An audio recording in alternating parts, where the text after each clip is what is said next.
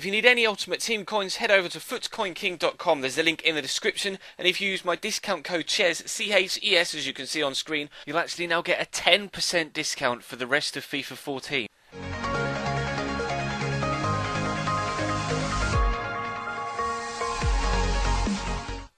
Hey guys, how's it going? Chez back again, and welcome to episode number 32 of the Dortmund career mode here on Xbox One. As you can see, we start today with a rather large game at home against Bayern Munich. Obviously going to be one of our title rivals this season. Weren't necessarily as strong as they could have been last year, only finishing third behind ourselves and Schalke. So we were expecting them to be a lot better this time around. So you can see they have started the season a lot better. Currently sat second behind us with 9 points. 4 games played, 3 games won, and 1 game lost. And of course, we currently have a 100% record, trying to go off to a fantastic start. Sheridan Shaqiri against his former club has a shot well saved by Manuel Neuer, and that was going to be a rather regular occurrence in this particular game. Marcel Schmelzer breaking down the left-hand side, another good save by Neuer. Khedira trying to put the ball into the back of net, decides the best option in that scenario is to just fall over. So unfortunately we stayed at 0-0. As you can see, or could see just there, they actually have Javier Pastore starting, the new signing that they got just a couple of days ago in the transfer window, and again Manuel Neuer rises up to make a great diving save to deny this time Marco Reus, and then unfortunately Alessio Cerci isn't quite able to create anything else from the rebound, and we carry on into the first half. Time for Bayern Munich to come forward then. They haven't yet really threatened, and their new man up top, Luis Suarez, really causing some problems here. Finds the man in the box, Javier Pastore. Somehow we managed to scramble it clear, and both sides have had absolute let-offs when it comes to rebounds potentially being put into the back of the net. Bastian Schweinsteiger threads through Luis Suarez, gets it over the keeper, but just about managing to scramble it clear, and we stay at 0-0 next year on FIFA 15. Hopefully in scenarios like that we'll actually get that replay where it shows you the goal line decision. Not sure whether that was close enough to the line to be used, but if you haven't seen some of the news from Gamescom, etc., there is going to be the goal line technology replays in FIFA 15, and you would presume that something that's as close to the goal line as that would actually get used, and we'll be able to implement those replays, etc., into the career mode, which will hopefully add an extra dimension, along with the other gameplay changes and all the BPL licensing, etc. But as you can see, carrying on with the game, Shaqiri again denied by his former teammate Manuel Neuer, and he's going to have the ball down the right hand side here again. Does really well to turn his side 2 people, finds Alessio Cerci in the box, great strike, and another world class save from Manuel Neuer up to his right hand side this time. Again means that we're denied another good goal. Nice work building the move, and then unfortunately another top save. Sheridan Shaqiri again is going to be denied by Manuel Neuer. The man is on fire. He's impossible to beat. I can't believe we haven't scored so far in this game. Schmelzer's going to give the ball to Reus here. We're still just a couple of minutes from time. Adrian Ramos is going to slot through Shaqiri, who's going to try and find a way around. Dante does so. Great shot. Neuer denies the first shot and the second with a wonderful double save to end the game at 0-0. Unfortunately, the follow-up was offside, so even if it had gone in, it wouldn't have counted. But again, just another indication of how good Manuel Neuer is on this game. Fantastic double save, and we unfortunately only somehow come away with a 0-0 draw from that game. Now heading into the next game, now Wolfsburg are a side that we know a lot about from the My Player series, and of course they are very, very strong, although they haven't necessarily had the best of starts to the season so far. Not in the top half as we head into this game for our 6th Bundesliga game of the season. So you can see, nowhere to be seen in the top half of the table. So hoping to continue our good run of form. Currently unbeaten still, of course, in all competitions, and hoping to continue that here as we push into the first half here. Kevin De Bruyne is going to strike from distance and draw a good save down low from Roman Weidenfeller, who is about 33, 34 years old now, but currently isn't dropping in stats, and that again is another thing that is going to be added into FIFA 15 career mode. You know, at the minute players just drop when they hit 30, their stats all plummet. That, as we take a 1-0 lead through Marco Reus, has been addressed in FIFA 15, and now players won't degrade rapidly from 30. Their physical stats might go down with strength and pace, etc., but their technical stats and mental stats will remain mildly unchanged, so they should remain should continue to be just as good a player as they were when they were 29, when they're 32. Fingers crossed, anyway.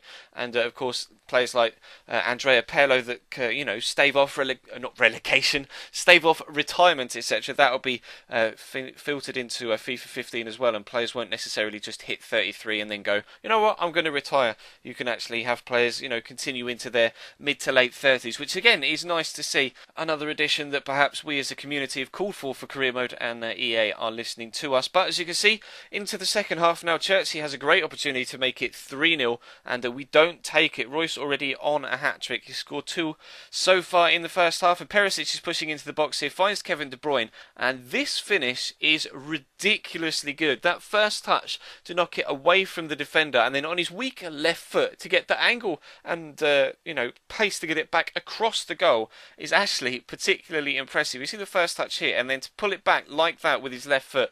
Fantastic strike, enough to beat Roman Weidenfeller, and unfortunately they brought it back to 2-1. So I brought on Shaheen and Sterling for Chelsea and Gundogan, hoping to remain defensively solid and perhaps catch them on the counter-attack with Raheem Sterling. As you can see, having an instant impact here on the right-hand side, does really well to get past Ricardo Rodriguez. He's going to stand the ball up into the box. Heung-min Son with the header, and straight at Diego Benaglio. I butchered that, didn't I? Straight at Diego Benaglio. He really should be doing better there, but a quick free kick undoes us here, and then Max Cruz with a great finish.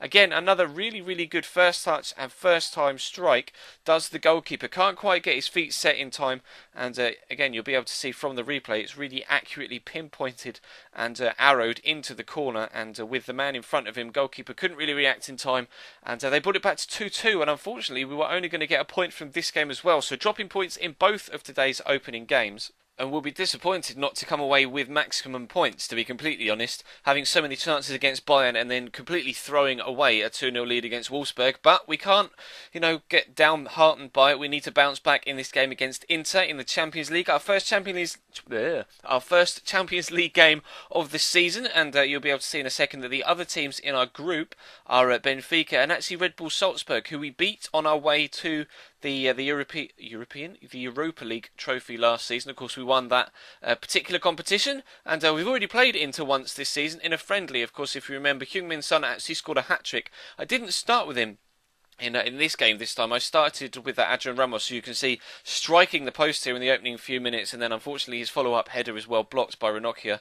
So proving that it doesn't matter which striker we have up top, they're definitely going to be a threat against Inter, but they don't need a striker to score them goals because they've got Jonathan, the right back / right wing back / right winger, and he puts them 1-0 up in the 22nd minute. This was actually going to be a completely insane game, a mental end-to-end game that was particularly entertaining to play. Hopefully that comes across in the highlights, etc., because it was just absolutely ridiculous. Adrian Ramos here pushes his way through Ranocchia this time, but a fantastic reaction save from Handanovic keeps us out. But Mats Hummels is going to win the header from the corner, and he has done that numerous times for us in this career mode today. A fantastic leap from him, and the header is just as good, directing it up and away from the goalkeeper towards that far top corner, and we're back on level terms. Now we're pushing forward again. Just a few minutes after that, in fact, Raheem Sterling is going to play a nice ball out wide to Kadir, who plays the first time, lob through ball to Adrian Ramos, in behind, find the shot across goal. No, he can't do it. Pulls it too far, and unfortunately the shot goes way wide. But again, just a few minutes after that, Jonathan involved again, nicks the ball off Ilkay Gundogan. Freddy Guarin is going to find the Brazilian again, and he in turn is going to play the ball into Alvarez. Again, a first time pass into Freddy Guarin, and again they find themselves in front. A tidy finish from the Colombian, and we find ourselves 2-1 down on the half hour. But we are by no means finished yet.